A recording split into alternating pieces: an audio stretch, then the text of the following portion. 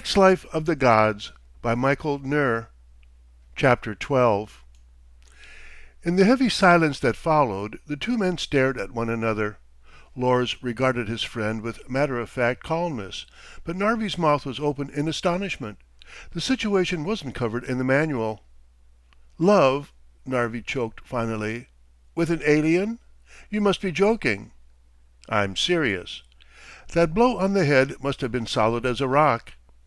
Thesa just stared, without speaking. "Beth is a wonderful woman, and I'm in love with her.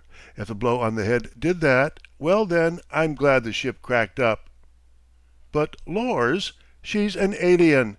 It's like a farmer falling in love with his stock. It's crazy. You couldn't live on this planet the rest of your life, and she couldn't live with you." Lors shrugged. "What about Jela?" Narvi demanded swiftly. He didn't answer him. Memories of the blonde woman with the trim ankles, the slim waist and the large breasts floated back to him, memories of the many evenings they'd shared walking along the sand under the stars. He sat there fingering the thoughts as they rolled past, without feeling anything. He was aware, finally, that Narvi was speaking to him. "Know how you feel, Lors, but forget it. You could never work anything out. Go on back to Jela and forget about this alien. It doesn't matter how wonderful she is. Probably nothing short of killing her husband would gain her for you." Lors smiled thinly. "We can do that too." He paused and looked thoughtful for a moment. "What did Imry do with Danson?" "Nothing. He lives better than most spacers.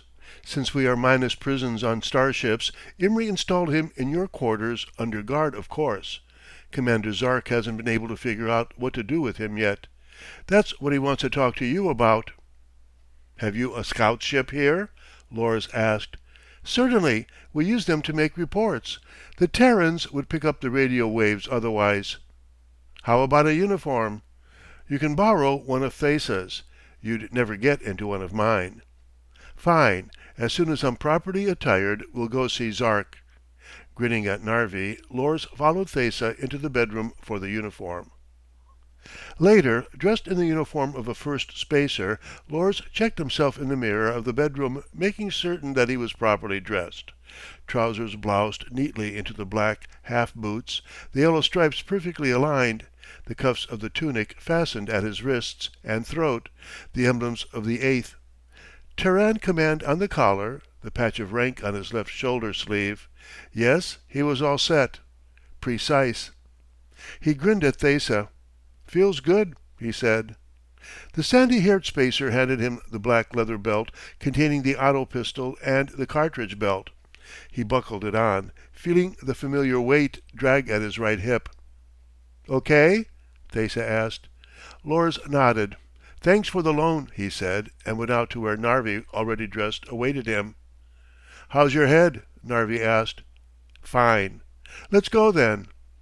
They walked wordlessly out to the barn. The blonde snapped on a small light near the scout ship, and Lors went up close to examine it. "Climb in," Narvi invited. "I have to scan the area and make sure no one will see the takeoff." Lors leaped to the cockpit and opened the plastic dome. He dropped lithely into the seat, his feet moving automatically to the rudder pedals, his hands impatiently fingering the controls. So much was coming back, so many remembrances with each second of time. He was not Nicholas Howard Danson, and he had never been. He was First Spacer Lors of the Eighth Terran Command, and he felt his heart thrill to the knowledge of who he was and where he was. It was slow, this strange process of regaining his mind, but it was coming along. He would soon be whole again, no longer some freak caught in the vortex between two worlds. "Ready?" Narvi asked, slipping into the seat beside him and pulling the cockpit shield into place. "Ready. Where's the starship?" "Bearing 204.5, off planet. We'll be there in no time." The barn door swung open as Narvi started the scout ship, and they moved out into the night, hovering a foot off the barn floor until they were outside. Narvi conned the ship, working the vertic control expertly, and the little craft whistled upward at a gentle speed. The radar screen before them disclosed no aircraft in the area. Narvi grinned at Lors and shoved the speed control forward, working the elevators with his other hand, and the scout ship streaked into the night sky. Home. Lors watched the screen, saw the oblong shape of the mother ship blurp into view, and called out its position to his friend. At once Narvi altered the course, whipping the scout ship onto a collision bearing. When they were close enough, they used their signal and heard it answered. The ship slipped in easily as the port opened in the starship's side. Narvi guided the craft in with tender hands and settled it gently on the floor. A positioner hooked a line to the ship and pulled it quickly into the repair bins. A light winked in the wall. The area was again pressurized. They climbed out and dropped to the floor as a crew of repairmen went to work on the ship. Narvi slapped Lors on the arm. "I'm going below for a drink. Join me?" Lors shook his head. "No, thanks. I might be down a bit later, but right now I'd best talk to the commander." "Right. Just don't tell him that you're thinking of jilting his only daughter for an alien, or he'll turn 4 different shades of purple." Lors grinned and watched the big blonde stride away to the elevator that would take him down to the bar on the first level. Then he walked off in the opposite direction, heading toward the forward end of the ship where he would find his future father-in-law, Commander Zark. Spacers in the gleaming halls saluted him in the traditional manner, a hand clasped to the hip that held their holstered auto pistol, and it was a good feeling. He had almost forgotten. The commander's guards stopped him outside the door, but when he explained who he was and what he wanted, they nodded in unison. One of them pressed a button which opened the door to the vestibule outside the commander's office. Lors stepped inside and the door hummed shut behind him.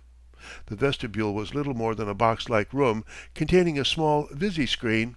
He pressed the small black button at the base of the dark screen and kept his finger on it while the lines waved. "First spacer Lors to see the commander," he said, as the rotund face of his future father-in-law waved and blurred into focus.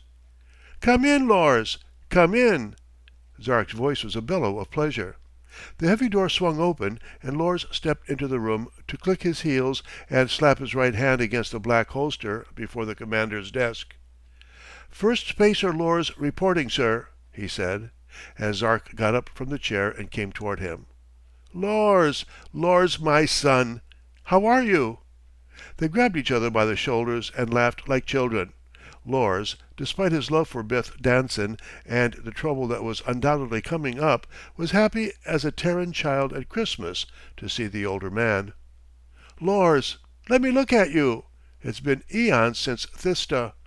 Jealous fair dying to get her hands on you again." He winked at Lors. "And I imagine you are too." "She's here?" A ray of panic touched him and he hoped that it didn't show. "Not that I know of. Unless a ship came in. The last I heard, she was waiting for a ship to take her off the base on Mars. She swears she'll get you this time, or she's going back home to find an old mush shell gatherer." Lors laughed with Zark, who released him to pull a flask of wine from his desk. As he poured 2 tumblers of the milk-white wine, he winked at the young spacer. "From the home planet," he grinned. "Mallow wine. I'll wager you haven't tasted it in a long time." "Not since Thista," Lors assured him, accepting the tumbler. He held up the glass for a toast. "To you, sir, and your daughter. May she be saved from marrying a mush shell gatherer." Commander Zark chuckled and they drank, the soft mellow taste of the wine lingering fondly in their mouths long after the drink had found its way into their stomachs. "Now then, Lors, tell me what that fool of an Imry did to you." He told the commander everything, watching the older man nod his head from time to time, the stubby fingers of his hands forming a pyramid before his lips as he slumped in his chair.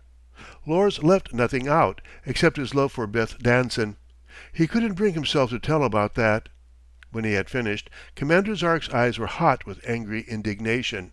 "I'll see that Imry cannot get a command on a planet with a pure ammonia atmosphere for this trick. I'll see him tortured by Thistians." The old man stopped his tirade as quickly as he had begun it. "You know what this means, Lors?" "I'm afraid to guess." "The wrecked scout ship can be covered up easily enough because of the Terran politics.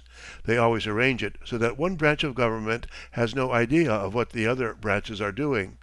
We'll have some of our men in Washington mumble in their beards about experimental aircraft until everyone is taken from the scene except our people. Then we'll have the ship taken somewhere, ostensibly to be studied, and they'll all forget it. But these Terrans are another matter. If they can get their people to listen to them, we're in trouble. Perhaps, Lors said softly, if they were believed, it would speed up our relations with the Terran governments. Zark shook his gray head. No, they aren't ready yet. They're still in such a fluctuating state that half the population believes in witchcraft and superstition, while the other half understands science and looks toward the future. Besides, Lors, others have tried those same tactics and were not believed. To tell the truth, I'm not quite sure what to do. We could continue the bluff. The commander's brows lifted. You mean you continue as our agent down there? Yes, sir. The way it worked out, with the crash, it merely supported the story I was to tell Danson's wife. I really did have temporary amnesia. No one knows anything except about the ship. Bryce found Danson's watch at the crash site, but we could work a little mental trick on him and make him forget everything he knows. Couldn't we? It would be risky. You never know if that process will work until it is tried. As much as I hate the thought, it would be best to kill both of them and send you back to the Terran woman. After we had tried to bluff out Imry's plan for a month or so, we could arrange an accident for you in which it would appear that you were dead, perhaps utilizing the real Danson for the accident. Does the woman suspect anything? I don't think so, Lors told him. She seems too happy in having me back, at the moment. Zark smiled at him and clamped a hand to his shoulder.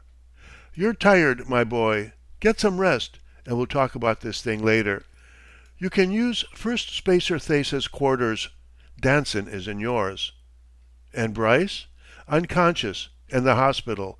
The shock of what took place down there has him recalling every old wives' tale about witches that he has ever heard. All right, sir, Lors said, smiling. I'll get to my quarters then. Thank you. I'll send Jella to you if she comes in. Thank you, Lors said, but felt shaken at the thought. End of chapter 12. Recording by William Tomko.